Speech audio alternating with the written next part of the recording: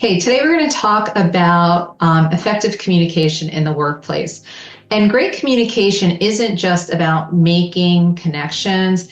It's how you influence, lead, and get ahead in your career and in your business. Whether you're leading a team, you're hiring, or managing a project, your ability to communicate impactfully can make or break your success.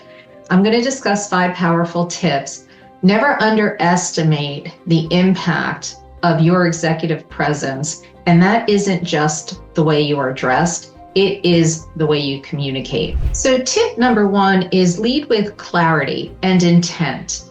People don't just need information, they need direction. So I was having a conversation with someone yesterday, and they are an exit planner and have started to create content for other exit planners. And they made a comment that they never thought they'd be in marketing. I paused and said, well, you're not in marketing. What you are is you are doing content creation for exit planners. And we chatted a little bit further, and they were getting ready for a prospect call. And they looked at me and they said, wow, that's so much more impactful. Thank you for that.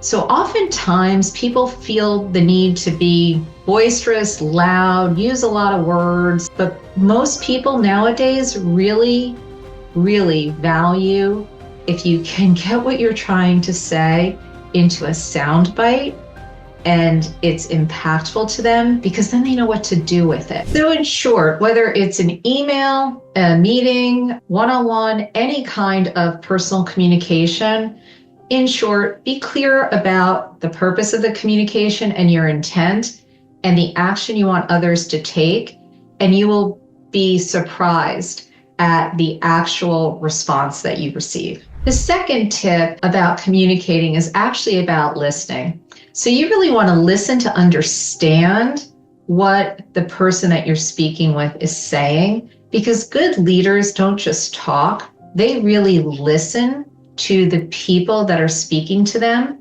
and they adjust how they are going to present back the information or maybe build their case in the context of what people are saying to them.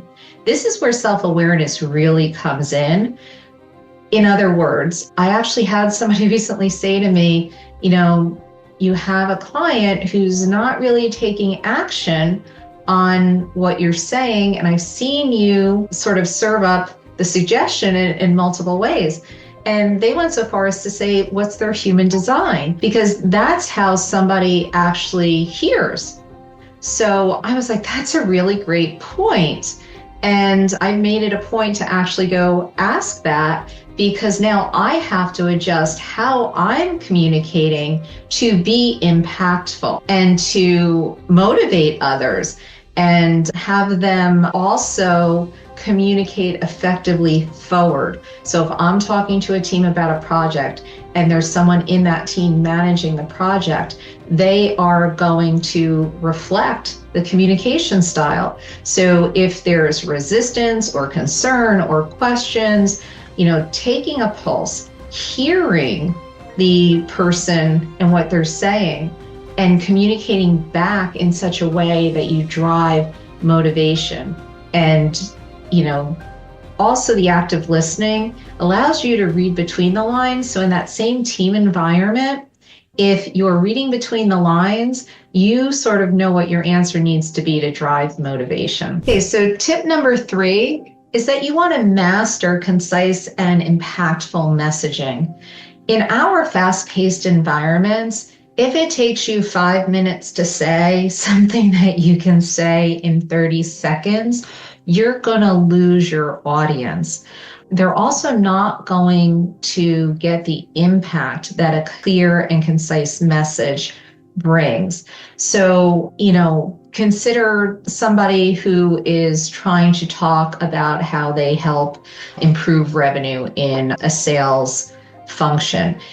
If someone says, I help CEOs identify and analyze various missed revenue opportunities that may be presented within their current sales management and the operational frameworks, team performance, et cetera, to optimize financial performance, they may leave somebody at a bit of a loss versus someone who turns around and says, I help CEOs pinpoint the gaps in their sales people and processes that are costing them revenue, and I have systems to improve them. Now that person has impact and they are being listened to. Fourth tip is to adapt the style to the audience. I sort of touched on this earlier. There's a whole host of ways that you can consider adapting your style. So are you talking to a fellow peer? Are you talking VP to VP, C-suite to C-suite? Are you talking to an intern? Are you talking to a group of associates that maybe don't have the level of experience that you do? It's not a one size fits all, whether you're in your organization and especially if you're outside your organization. So you really want to know who your audience is and speak to them at the level of which they are understanding the task. I think it's important to remember, if you are not adjusting what you are saying to the right audience, you could lose your impact, which is the whole point of what we're talking about, right?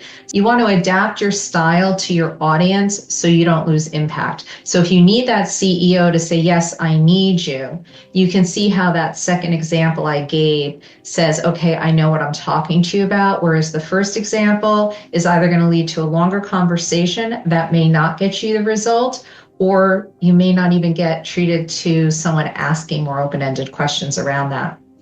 And then the fifth area for communication that I want to talk about is nonverbal cues. So in NLP training, we often talk about pacing. So you speak at the other person's tone, and how often have you been with that executive that's just do it now? They're standing in your office, they want to run out, and you're sitting there flabbergasted because you're not quite sure what was said. That's where, it's important for you, especially if you're the executive at the door, to say, okay, let me take a pause. Did you get that? Are you with me? As if the person who's sitting there has their eyes wide open and they're not quite sure, feel like they've gotten hit by a train, they're most likely not going to take action on what you've asked them to. So pacing is a big thing. Also, leaning in, so someone feels heard. Again, if we're talking about active listening, it's great to lean in. Also, if you are paying attention to someone who might be looking at their phone or they're sitting back in their chair, looking around, these are times where, you want to then lean in and say, did I say something you didn't understand? Are we talking about something that you don't feel is relevant? Again, open-ended questions, but it's all based on body language. Then you could also have that person who's leaning in and they really want to get started. And so also, address that enthusiasm. I see how enthusiastic you are. Where do you want to get started? So again, it is about having impact and executive presence. So which of these tips are you leaning into? What are you already using? What can you work on? Leave some comments in the comments below.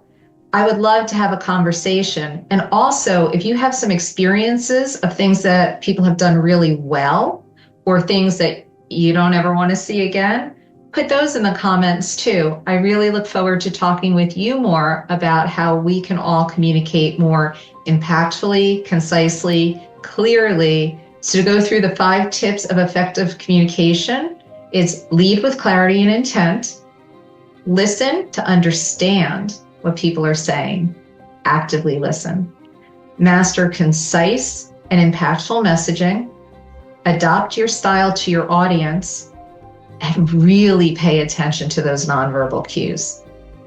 Thank you for listening, and I look forward to seeing you again soon.